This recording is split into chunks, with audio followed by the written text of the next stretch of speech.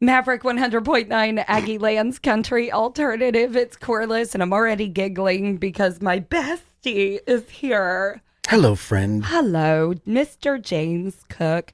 You all know him from many things. He once lived in a closet in College Station. It's so funny that you remember that story.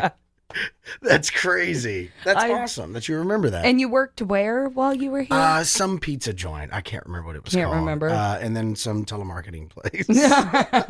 Well, you were really living it up in Aggie Land. Yeah. And I was a part-time musician out there also. So Now you're a full-time musician. now I'm a full-time musician. Very well. Getting paid wasn't even an option when I was first playing. Right, I of don't course. think anybody wanted to pay me. But you guys also know him as the Cook and Corliss Christmas Textravaganza. Yes. And of course, from your music, we just had a single from you. And, you know, it's been a good year for Mr. James Cook. And I'm glad to get a visit from you. Of course, we are working again this year. And I got to take you to Santa's Wonderland. And anybody listening is like, Santa's Wonderland isn't open. Well, yeah, but we're special. We snuck in. We snuck in, y'all. What did you think of that? Our weird little niche that's only open for part of the year in College Station. Did you like that? I want in on it when it's open. Yeah. I want to go at night, Yeah. and I want some hot cacao. Yes. And Yes. Because I mainly just love to say the word Hey, cacao. there's s'mores too. You can make your own What? s'mores. Yep. Oh, that sounds great. So James is going to have to come back, but I did want to talk a little bit of music with you because you released an album this year. We've heard the single, We Both Know Better, but you and I never really got a chance to like dive in deep and talk about this new album that you released. And I love the story of it. Mostly because you and I were talking while you were writing it and recording it and doing all these things. So I wanted you to tell people more about the other side of hell. Is that right? Yes. Okay.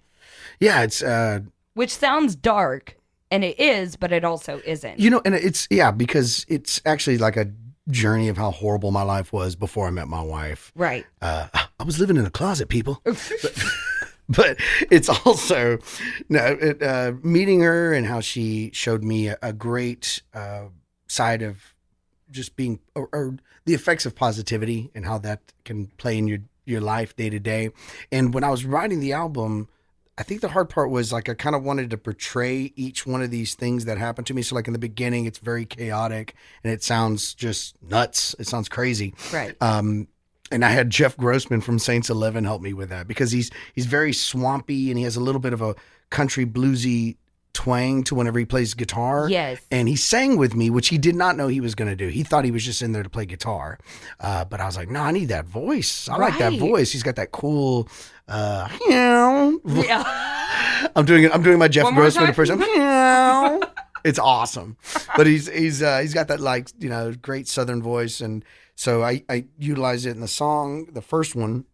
And then, it kind of grows from there. And one of the things that I didn't realize whenever I named it, because it's the final lyric in the album, which says you'll be surprised by the other side of hell. And my wife said you should name it that. So I was like, oh, okay, I'll name it that. But whenever I go to shows, I'll say, oh, I wrote an album all about my wife. And the audience will go, oh. And then I'll say, it's called The Other Side of Hell. And they'll go, what? Why would you? And they'll look at her like, did you approve this? I'm like, believe it or not, guys, she's the one that came up with it.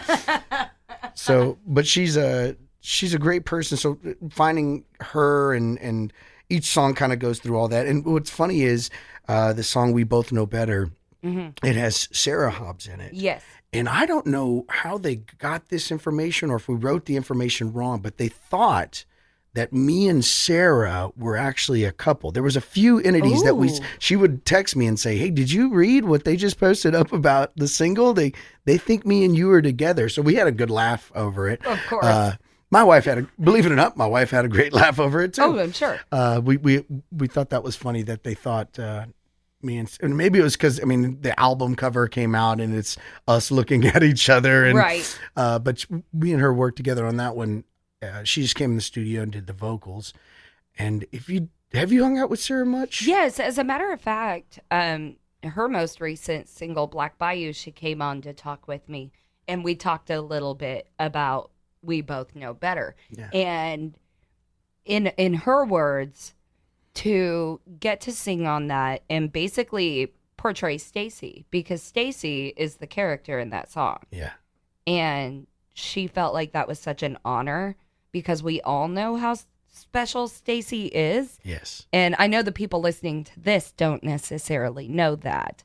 But to somebody who does, she was still very overwhelmed by that. Yeah, That's an honor. She came in and she said that too, because I wanted to tell her the story behind the song. Yeah. And then I kind of told her it was this big idea that I had, and this is one part. And the part of the story is whenever we went out for the first time, we went to go see Turnpike Troubadours.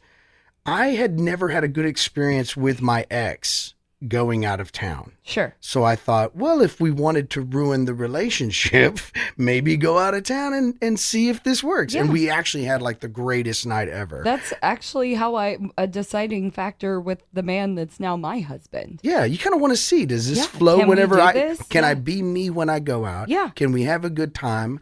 And I know that there was a lot of times where I felt as though I wasn't able to do that with the person I was with before. So when I was with her, I said, well, I've always been able to get in a fight with somebody Yeah.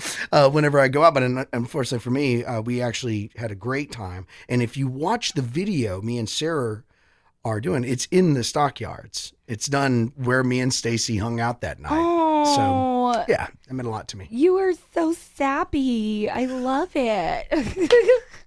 So when you listen, I do this every time I take a trip to Kansas.